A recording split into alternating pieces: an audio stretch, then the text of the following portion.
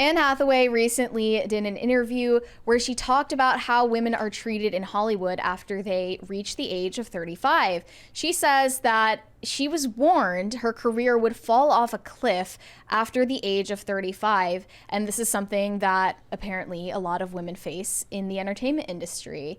But thankfully, she says that has totally shifted thanks to people like Michelle Yeoh, who has also complained about this issue to no end. Yeah. I find her very annoying, Michelle Yeoh. A lot of virtue signaling and a lot of victimhood Yes. complex for Yes. somebody like that. For somebody as successful as she is, she's always writing these, she's always in these interviews talking about how hard it is to be her. Well, she's very proud of peaking after the age of 35. Look, she was, which good for you and everything. She did. She was in the 1997 James Bond movie. With Pierce Brosnan, Die Another Day, which is about an evil media baron. Well, by the way. that is not what she's known for. But she in that movie, her character is not really a sex symbol, but still, but because she plays like a Chinese spy in that movie. Her character's name is Wei Lin. Well, she wasn't the Bond girl, right? She was the Bond. I mean, she was her and Terry Hatcher were the Bond girls in that film. She says, when I started out as a child, I was warned that my career would fall off a cliff at the age of 35, which is something I know a lot of women face. The thing that has evolved during that time is more women are having careers deeper into their lives, which I think is fantastic. Obviously, it doesn't mean we should have a ticker tape parade. Someone said this to me the other day. There's so much to be proud of, and there's so much to fix. There is always so much more work to be done. No matter how much progress that we achieve, there is always more work to be done with these people. Never enough.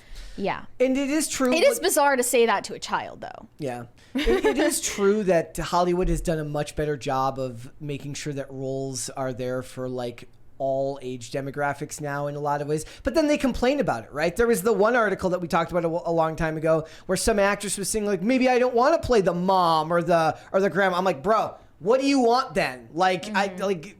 We can only make movies about so many topics. What do you want? You're not going to be a geriatric spy. You're not geriatric makeup designer. Old white dudes don't complain about always getting cast as the villain. Yeah, or as a CEO. That's what you get when you're an old white guy. You're an evil CEO. You're the head of some FBI agency or the CIA, or you're a lawyer. Yeah, that's what you play as a guy. Yeah. She's also made comments about how she doesn't want to be told that she looks good for her age during a recent appearance on Thank you, Today. Warden Shot. Tomorrow Never Dies, not Die Another Day, as soon as I said that. Sorry about that. So Anne Hathaway is 41 years old, and she's told a lot that she looks great for her age, which she does. She looks amazing for being a woman in her 40s. That's true. Probably genetics are involved with that, but also the extensive procedures and self-care that people in the public eye go through to maintain their beauty and their youth. But she isn't flattered when people tell her she looks good for her age. Oof. Why? I think there are plenty of women her age that are, in their 40s who would love to be told that they look good for their age. They would take that as a compliment. Why can't she? Right? You must be insecure about your age if you don't want it to be mentioned. I kind of feel like guys get told that too. Maybe not as much. Don't you think guys get told they look good for their age too? Guys who are older? Yeah, I definitely feel like it's not well, guys grow into unique. their faces. Guys grow into their looks. Women grow away from them in Hollywood in general. But what about the twink death discourse? I don't know what that is. What's that? There's been this discourse evolving about twink death. Some examples include Leonardo DiCaprio. He's always in there. But he grew into being Johnny Depp is also mentioned. These young A-lister actors who were at the prime of their careers and their looks in their younger years, and then they kind of fell off with. I mean, their looks deteriorated over time, which happens to everyone. It just depends on when. I recommend looking up young Chris They call Pratt. it twink death. Look up young Chris Pratt. Chris Pratt absolutely grew into his face. Paul Rudd just never aged. It depends on the person. But those guys were heartthrobs, right? So they were known for those looks. But for women, there are plenty of women who look fantastic for their age. The example I always give you is Jennifer Beals, who's 59 and looks like she's 40. I have a photo here, as a matter of fact, ladies and gentlemen. That woman is about to be 60 this year.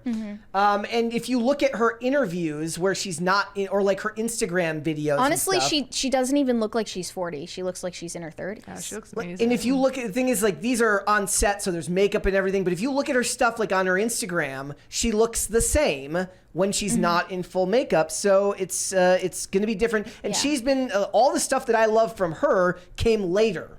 Like were later roles, right? So that's not stuff when she was in her early 20s. She or can 30s, get except for discount Flashdance. meals at IHOP, Yep. and she looks like she's in her 30s. Is that not something to celebrate?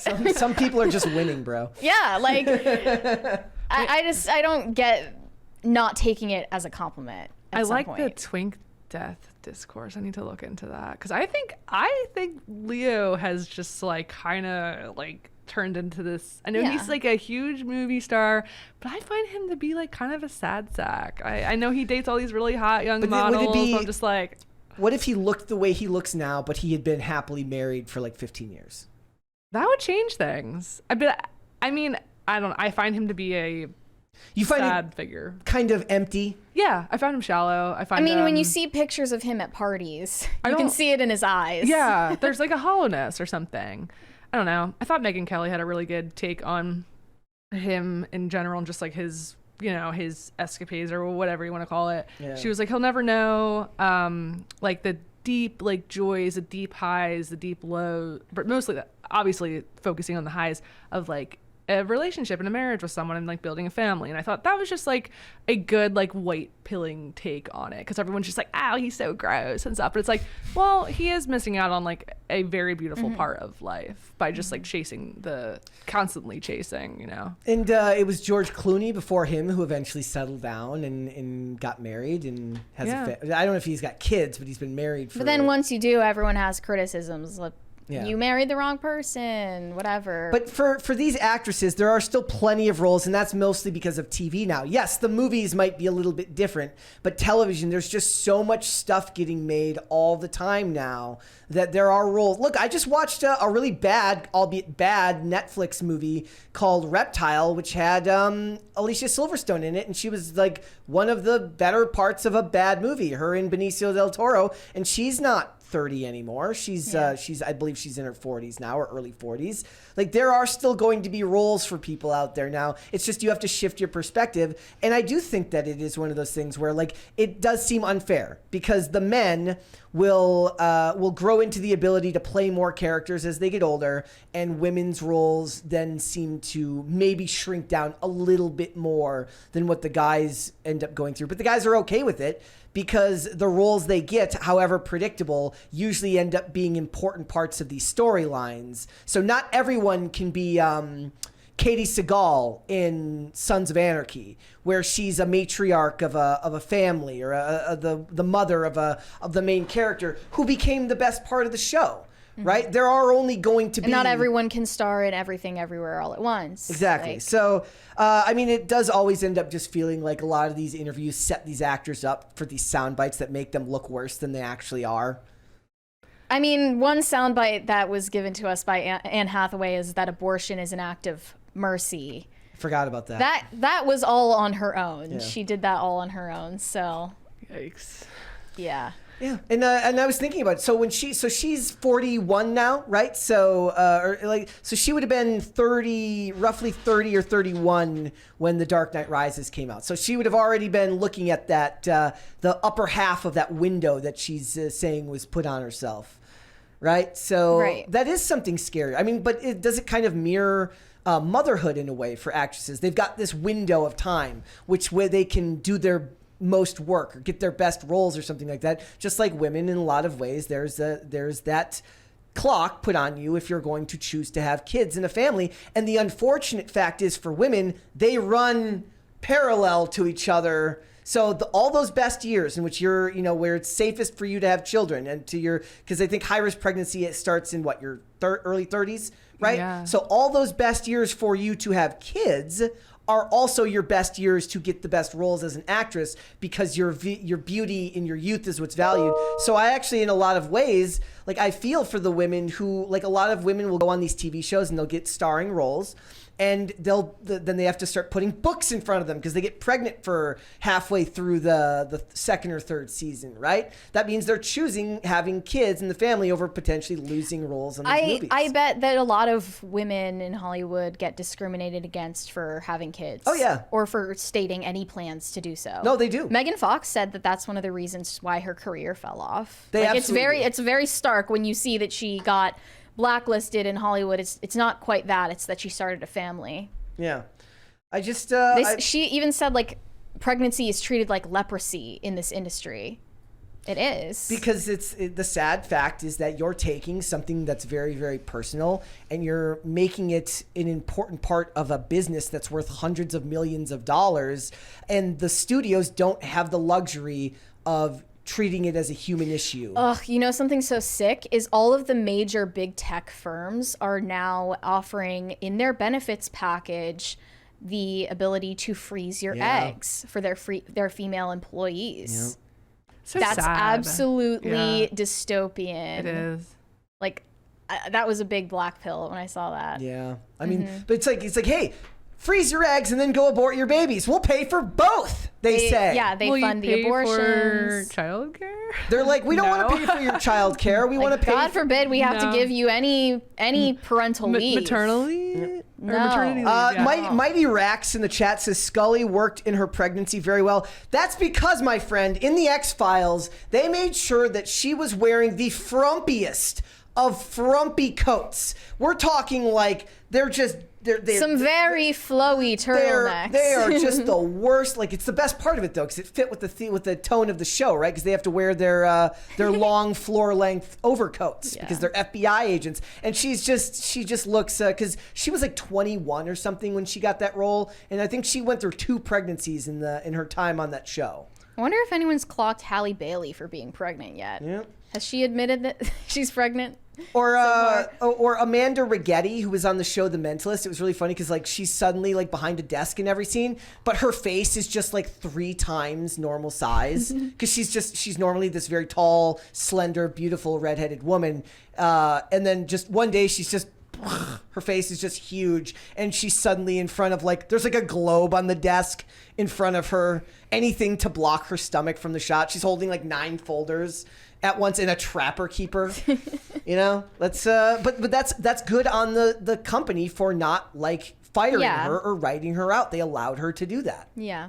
So they another thing they always make a big deal about, and you'll see it when I'm contributing to IMDb trivia, which I do on the regular, as everyone knows here.